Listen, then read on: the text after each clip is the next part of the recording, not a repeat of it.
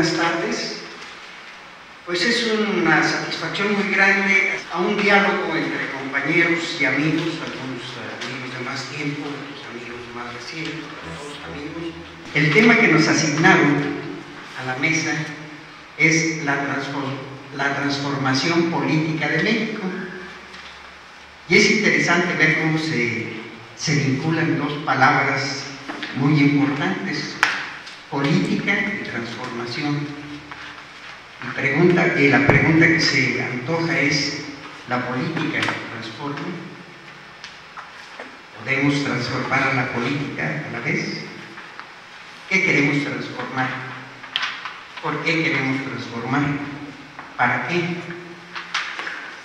Y por otra parte, si la política quiere transformar, tiene la fuerza para hacerlo, le corresponde a esa actividad de la sociedad hacer esa transformación.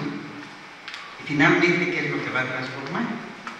Va a transformar casuísticamente, o sea, caso por caso, los problemas, o se propone un cambio verdaderamente a fondo del modelo político, económico y social que permita una sociedad nueva con unas relaciones más humanas.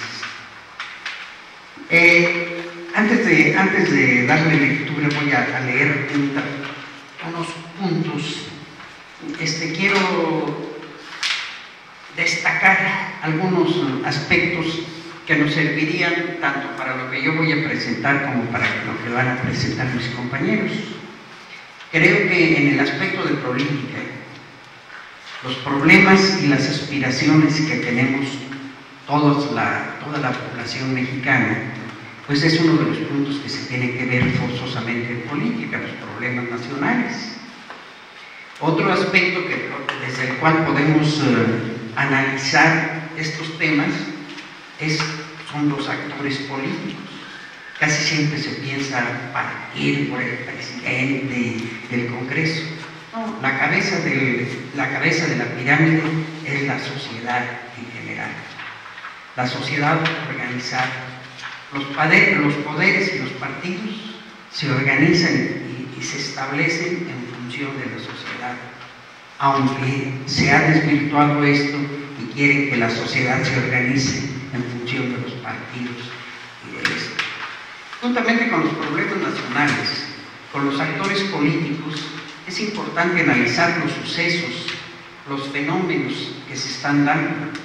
Todos estos fenómenos, por ejemplo, ahorita que se están dando en el Medio Oriente, la rebelión de los jóvenes, que suponen el 30% de la población de estos países musulmanes, y que tenían verdaderos tiranos por dirigentes de sus países que tenían 34 a 20 años en el poder.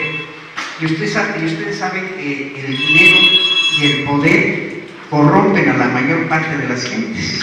Verdaderamente son excepcionales aquellos que no se corrompen con una estancia prolongada en el poder y con el dinero. Entonces, vistos estos factores que les acabo de enumerar, de los actores, los problemas, las instituciones, las formas de operar, voy a empezar propiamente a señalar algunos temas. Quiero destacar un asunto. Seguramente aquí se van a presentar algunas ideas muy importantes, pero lo más importante no es lo que expongamos en el panel,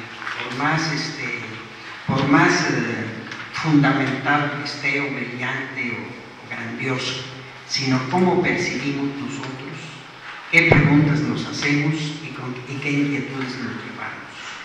Nosotros pues les vamos a aportar algunas ideas y ojalá esos cuestionamientos nos los llevemos para contestarnos nosotros en lo personal o con nuestros grupos después de este evento, porque la reflexión y el análisis de este punto nos llevan a una toma de conciencia y a un compromiso, de manera que aguas, porque sí es peligroso, pues se llama el cuestionamiento que ustedes hagan en lo personal posteriormente.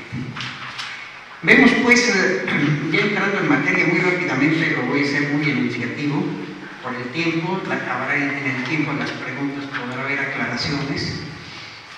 Vemos la política, consideramos política como un conjunto de asuntos de carácter público, no es de un grupo o de unos intereses de una facción, son asuntos generales de carácter público. Son problemas que afectan directamente a toda la población. Pongo un ejemplo: el desempleo o falta de trabajo, la pobreza y carestía de la vida, la desigualdad social. Asimismo, juntamente con estos asuntos, vemos las instituciones de la sociedad mexicana que inciden en estos problemas y en muchos casos los agrandan o los provocan. Y entonces estas instituciones son o de carácter privado o de carácter del Estado. Y en esta situación de las instituciones del Estado constituyen lo que se llaman los poderes formales. Estos poderes formales reconocidos establecen una serie de orientaciones que conocemos como políticas públicas. Y hay políticas públicas para desarrollar el campo, para atender las necesidades para amortiguar las necesidades de pobreza, etcétera, pero son políticas públicas con enfoques muy propios. Entonces, esas políticas públicas sobre la industrialización, la ciencia, la tecnología, todos estas políticas públicas se desprenden de las instituciones del Estado, nación, ¿verdad? ¿Cómo y en qué medida inciden en la realidad mexicana? ¿Qué efectos producen?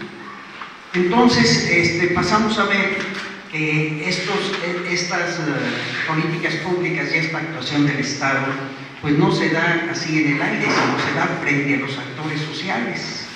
Y estos actores sociales son desde los trabajadores que tienen una relación obrero-patronal, los informales, la población del campo, los indígenas, los dueños del capital, los banqueros, los especuladores bursátiles, los empresarios, en los cuadros técnicos y científicos que ayudan a que el sistema funcione y responda a los intereses que tienen, a lo cual también contribuyen los académicos, los intelectuales y periodistas, los trabajadores del arte y la cultura. Y entonces todos en conjunto, toda la sociedad, podemos optar por estar de parte del pueblo o estar de parte de otros intereses. Debemos tener en cuenta que la nación mexicana tiene fuerza y potencialidad. La población tiene sus científicos y tiene capacidades científicas y tecnológicas. Tiene una fuerza de trabajo capaz y reconocida, y tenemos recursos naturales. Todos estos componentes conforman la realidad política del país. Los problemas y nuestros recursos, nuestras capacidades, nuestras instituciones. Y todos estos se manifiestan en ciertos procesos. No están estáticos, son dinámicos. Se pueden agravar, se pueden resolver, y entonces es necesario que nosotros observemos y reflexionemos sobre esta realidad.